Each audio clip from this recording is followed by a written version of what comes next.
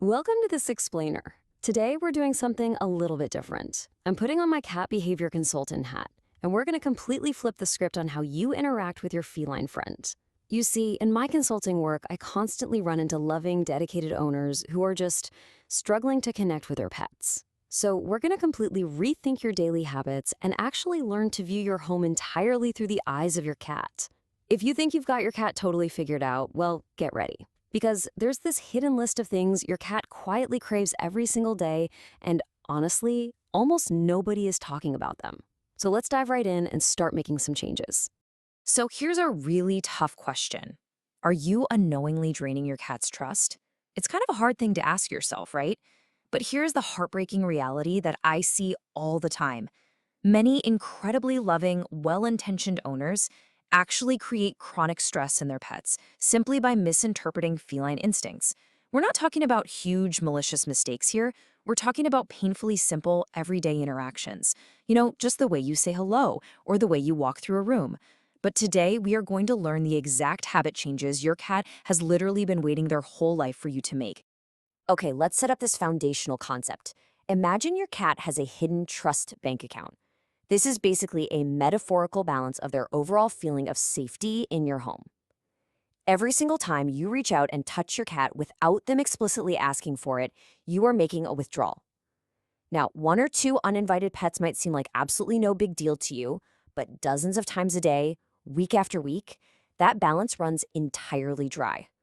On the flip side, showing patience, respecting their physical boundaries, and even just offering simple vocal recognition, those are the daily deposits that build an unbreakable, lifelong bond. All right, let's get into section 1, mastering the scent, greeting, and touch. 14 times. That is how much stronger your cat's sense of smell is compared to yours. To put that in perspective, for a cat, scent is literally how they read the world. It's how they identify you, detect your mood, and figure out if they're safe. So be honest with me for a second. Do you offer your hand before you pet your cat, or do you kind of just swoop right in for the top of the head? When you skip letting them sniff you, it's like skipping a friendly hello and just forcing a giant hug on someone who absolutely wasn't expecting it. As a consultant, this is actually the very first boundary violation I train my clients to stop making.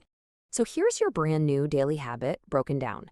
You must always allow your cat to sniff your hand first. Just extend one finger or the back of your hand a few inches from their nose, and then just pause for 2 seconds. A study published in the Journal of Veterinary Behavior actually confirmed this.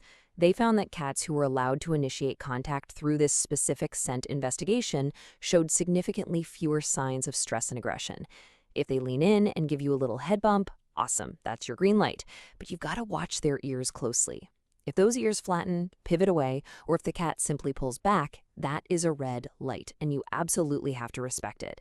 And there's a really fascinating study from the University of Lincoln that backs this up completely.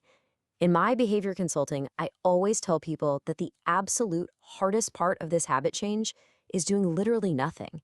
It feels so unnatural to sit on the couch and force yourself to keep your hands in your lap while they walk by. We want to show love through touch, right? But you have to let them control the touch if you want to stop draining that trust bank account. Giving them autonomy is, hands down, the ultimate act of feline affection. So you're probably wondering, when can I actually pet them? You only pet your cat when they clearly initiate the interaction first, using some really subtle, undeniable signals. You're looking for that gentle head nudge against your hand. Or watch for that slow, deliberate walk towards you with their tails straight up in the air. That's a classic feline greeting. Or just wait for that magical moment when they decide to curl right into your lap, completely unprompted. Everything else, swooping in to pick them up or petting them while they're fast asleep, that's just you deciding for them, which silently drains their trust. Moving on to section 2, changing your physical perspective. Let's try to view your home entirely through the eyes of a cat for a minute. Looking at the left side here from your human perspective, you're just quickly walking through the kitchen to grab a cup of coffee. No big deal at all. But on the right, from your cat's perspective, way down on the floor, you are this giant, loud, totally unpredictable figure towering over them every single moment of the day. Researchers in animal behavior have consistently noted that cats interpret body height directly as a signal of threat or dominance. Basically, to them, altitude is attitude. To counteract this giant monster effect, your new habit is incredibly simple. Sit on the floor. Lowering your physical height makes you appear significantly less threatening and way more approachable, which is absolutely crucial for shy or anxious cats. Next time your cat is lounging in the living room, just sit on the floor a few feet away. Don't call their name, don't reach out. By just removing your imposing height, you instantly communicate safety. Just exist in their space, right at their level, and let gravity do the work. You will be amazed at how quickly they relax when you aren't a giant they have to nervously keep an eye on. Now, conversely, while you need to get low, you have to allow your cat to get high. In the wild, height equals safety. It means control and knowing that absolutely nothing can sneak up on you. As this quote from Applied Animal Behavior Science points out, vertical spaces aren't just some luxury preference for a cat, they are a hardwired biological need. Adding a simple wall shelf, a tall cat tree, or even just clearing off a bookcase entirely shifts your cat's emotional state. It takes them from nervously hiding into the bed to confidently watching their environment from above. This brings us to section 3, the power of a predictable routine.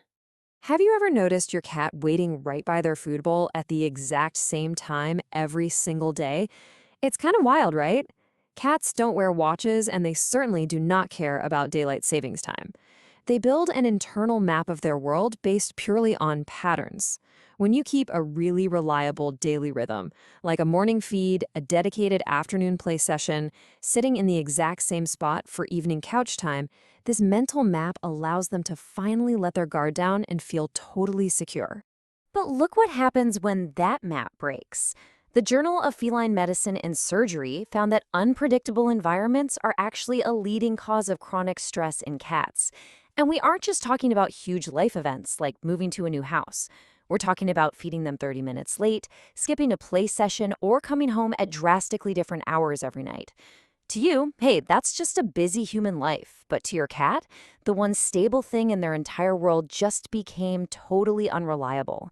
And a cat who is always on guard simply doesn't have the emotional energy to love you the way they desperately want to. All right, let's wrap up with section 4, speaking their secret language. I love this part. Here is a truly mind-blowing fact about the science of the meow. Adult cats actually do not meow at other cats. Stop and really think about that for a second. Meowing is a completely unique vocal system that felines developed over thousands of years exclusively for communicating with humans. Your cat literally looked at you, analyzed your behavior, and over time crafted an entire spoken language for an audience of exactly one. Research from Lund University in Sweden proves this beautifully. They found that cats develop unique vocal patterns tailored to their specific owner. No other cat on Earth sounds exactly the way yours does, because no other cat is trying to talk specifically to you. Plus, research published in Animal Cognition proves they can specifically recognize your exact voice over a stranger's. They aren't just making random noise into the void, they're actively listening and they're waiting for your response. So, how do you honor this incredible effort? You talk out loud. Narrate your daily activities to them to strengthen that communication through vocal recognition. Say good morning when you wake up. Narrate your, expert vegetable chopping techniques while you're cooking dinner. Or just tell them about that frustrating email you got at work today. It might feel a little goofy at first to have a one-sided conversation, but your voice is immensely comforting to them. They have been talking to you their entire life. It's time to start actively talking back. By making these incredibly simple daily deposits into their trust bank account, respecting their physical boundaries, offering that 2-second scent greeting, sitting on the floor to lower your height, and simply talking to them out loud, you can finally give your cat the deep, trusting, and relaxed relationship they've been craving all along. Which brings us to our final thought. If your cat has spent their entire life creating a secret language just for you, what are they waiting for you to say back today? Thanks so much for joining me for this explainer, and I'll catch you next time as we continue to decode the fascinating world around us.